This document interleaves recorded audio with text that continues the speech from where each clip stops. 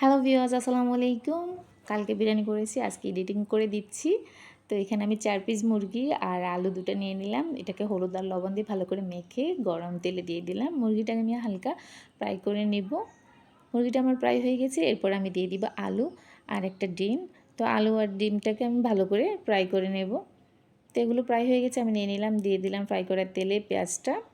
মুরগি ফ্রাই করার তেলে আমি এবার পেঁয়াজটা দিয়ে দিলাম। তো এখানে আমি মুরগি আলুটা ফ্রাই করে রেখে দিয়েছি। তো পেঁয়াজটা ভাজা হয়ে গেছে, এবার আমি দিয়ে দিলাম রসুন আদা দিয়ে একটু ফ্রাই করে জিরে গুঁড়ো, লবণ, তারপর একটু গরম মশলা দিয়ে আমি ভালো করে মশলাটা ভেজে নিলাম। তারপর ধুয়ে রাখা চালটা দিয়ে দিলাম। চালটা দিয়ে আমি ভালো করে মশলার সাথে মিশিয়ে নিলাম। এরপর দিয়ে দিলাম একটু পরিমাণ মতো গরম পানি। এরপর দিয়ে দিলাম ভেজে রাখা মুরগি, আলু আর ডিম। তো ভালো করে এগুলোকে মিক্স করে দিলাম। এই দেখুন আমার বিরিয়ানি তৈরি।